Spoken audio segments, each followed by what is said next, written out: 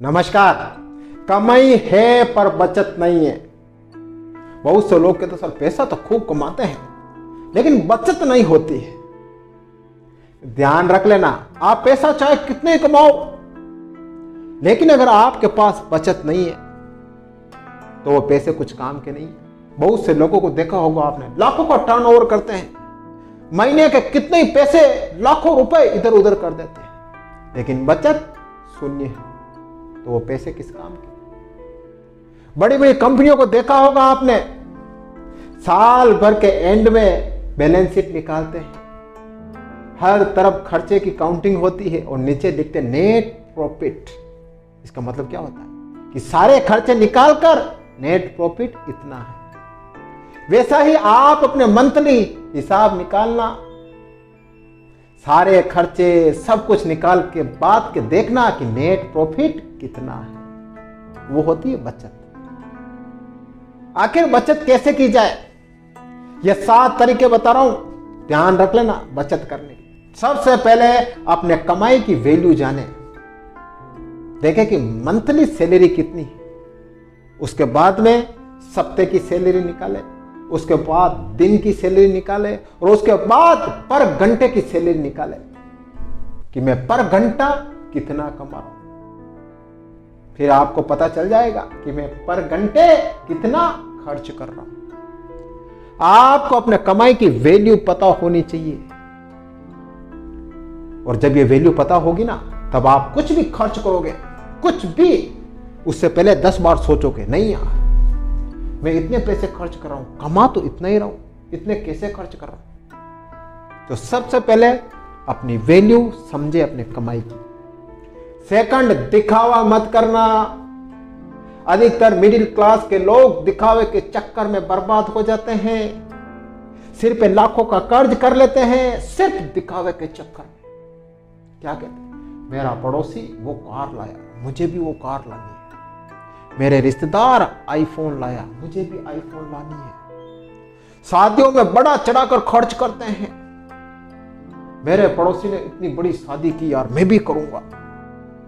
लाखों रुपए का कर्ज लेकर शादियों में पैसा खर्च करते हैं और फिर कर्ज के तले दब जाते हैं, लाखों का कर्ज हो जाता है। किसके चक्कर में, दिखावे के चक्कर में। घर में बड़ी टीवी होनी चाहिए, बड़ा फ्रिज होना चाहिए, घर में बड़ा सा फर्नीचर होना चाहिए, लोग आएंगे देखेंगे, स्टेटस मेंटेन होगा।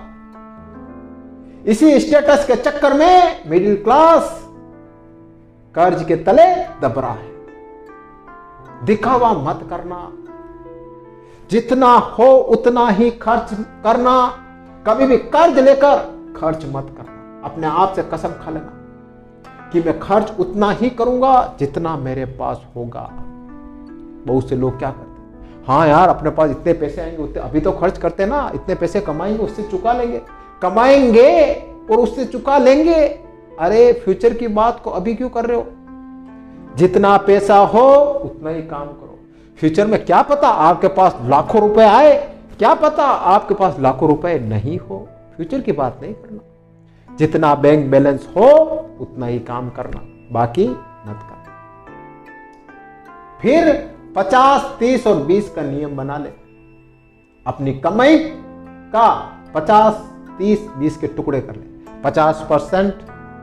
50% अपने मंथली खर्चों में निकाल ले, 30% अपनी इच्छाओं पर खर्च कर ले और 20% बचा ले। ये नियम रख ले याद कि किसी भी हालत में मुझे हर मंथ 20% बचाना है अपनी सैलरी का, चाहे कुछ भी हो जाए।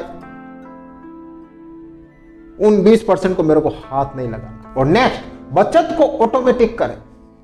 बहुत से लोग क्या करते हैं, बचत को अलग से निकाल नहीं पाते और पैसे खर्च हो जाते हैं। तो आपको ऐसा करना ही नहीं है। सैलरी आ रही है खाते में, डायरेक्ट SIP करा ले। डायरेक्ट ऐसा करे कि 20% डायरेक्ट खाते से कट जाए। 5,000, 10,000 के ऐसा कोई सिस्टमेटिक प्लान बना ले।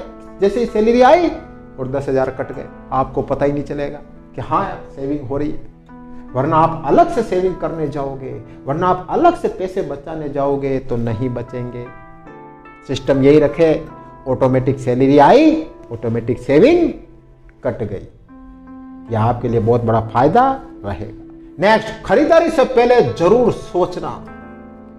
कोई भी चीज आप खरीद रहे हो ना, एक बार सोचना, यार ये चीज खरीद रहा हूं वाकई में मेरे लिए जरूरी है या फिर इसकी कोई उपयोगिता नहीं है। अगर उस चीज की वाकई में आपको उपयोगिता है, वाकई में वो आपके काम आने वाली है, तभी वो चीज खरीदे, वरना वो चीज मत खरीदना। बहुत से लोग क्या करते हैं, चीज इतनी काम आती नहीं है, खरीद लेते हैं। शॉपिंग मॉल में जाते हैं, वहां पे ये भी अच्छा लगता है, वो भी अच्छा लगता है, कार्ट को फुल भर देते हैं। उसमें कुछ चीजें ऐसी होती है जो काम की नहीं होती है, लेकिन फिर भी भर लेते हैं।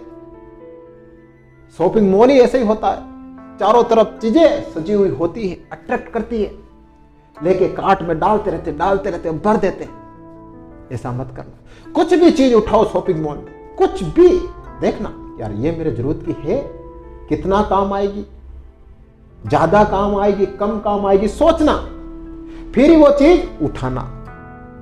तो इससे क्या होगा, इससे आपके खर्चों की लिमिट कम हो जाएगी और आपके पैसे ज्यादा बचने लग जाएंगे। और ध्यान रख लेना, अधिकतर खरीदारी कैश से करना।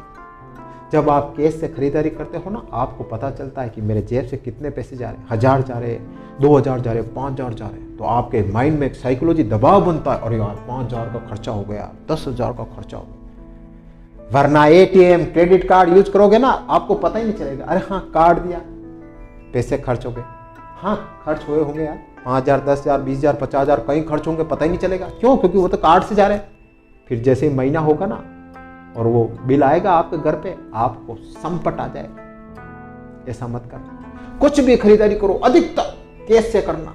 जब आप कैश से खर्च करोगे ना, तो आपको बिल्कुल पता चलेगा कि मेरे हाथ से कितने पैसे जा रहे हैं। लास्ट, अपने खर्चों की एक सीमा तय करें।